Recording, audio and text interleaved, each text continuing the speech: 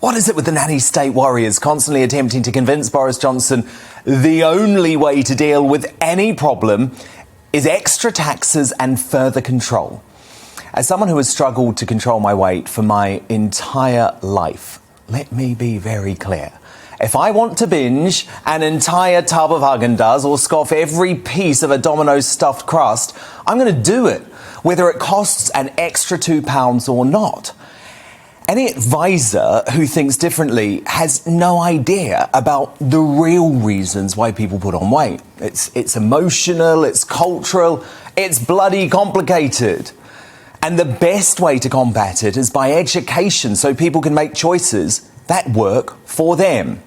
But here we are again, talking about the National Food Strategy. This is a strategy in a report commissioned by the government suggesting that taxes on the foods we love will stop us eating them. And the taxes proposed are nothing short of a moral outrage. Listen to this. A whopping £3 per kilogramme on sugar and £6 per kilogramme on salt. So to put that into the context of food that I love, a box of Frosties would cost 87p more. In total, it would cost households a sickening £172 a year and pump an extra £3 billion into the government coffers. Oh, and by the way, this ridiculous report also says we should cut out meat and replace it with lab-grown alternatives, algae and plant protein. Grim. The report is by Henry Dimbleby. Now, he's the bloke who founded Leon. I thought this was a bit ironic in itself. I don't know if you've ever been to a Leon, but it's incredibly expensive food promoted to be healthy, but actually usually packed with more fat and more sugar than most takeaways. In his past life as a libertarian, Boris Johnson would have been viciously opposed to such measures. In fact, he probably would have lampooned them in his column in the Daily Telegraph. But as the Spectator editor, Fraser Nelson, writes today in a very good cover article for the magazine, this is a very different Prime Minister, shaken fundamentally by the events of the past year. Fraser Nelson writes, he thinks he almost died from COVID because he was overweight and is far more willing to allow the government to intervene in our diet choices. Hence, a series of new measures he'd once happily have denounced as nanny statism, a ban on fast food advertising, for example, and forcing restaurants to display calorie counts on menus. Quite a change from the man who once promised the Tory party conference that if in charge he would get rid of Jamie Oliver and tell people to eat what they like. Well, I would argue Boris Johnson is actually the greatest example of why a sugar and salt tax would be completely futile. His near-death experience means he is now losing weight by exercising more and changing his diet.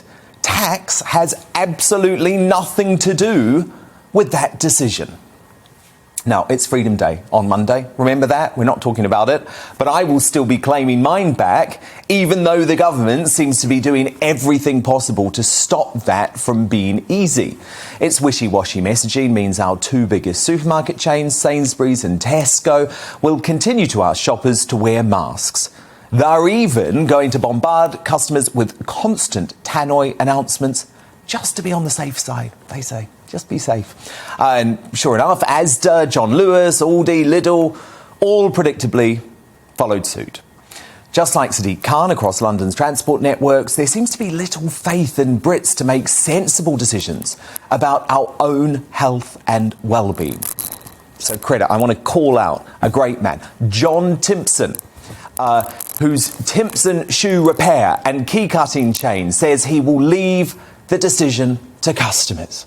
That's all I'm asking for, by the way. The trust for us to make our own decision. Last night, at this time, I lamented the lack of footballers and celebrities calling out the social media companies who allow racism to spread across their platforms. Well, Bukayo Saka came through today with a powerful riposte to the internet giants. In an Instagram post about his experience at the Euros, he wrote in part, to the social media platforms, he named them, I loved this, Instagram, Twitter, Facebook. I don't want any child or adult to have to receive the hateful and harmful messages that me, Marcus and Jaden have received this week. I knew instantly the kind of hate that I was about to receive, and that is a sad reality that your powerful platforms are not doing enough to stop these messages. Well done, Saki, you're completely right.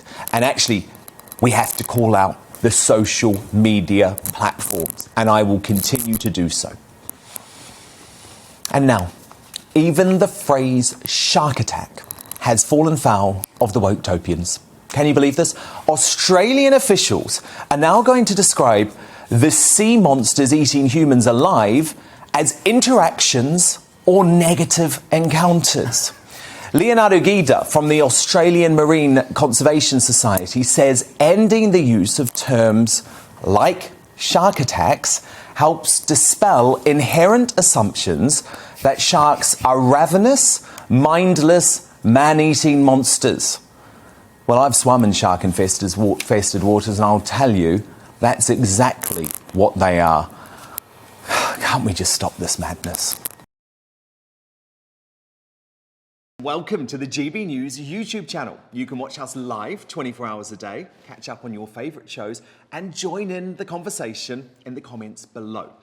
Don't forget to subscribe and you'll never miss any of our exclusive content.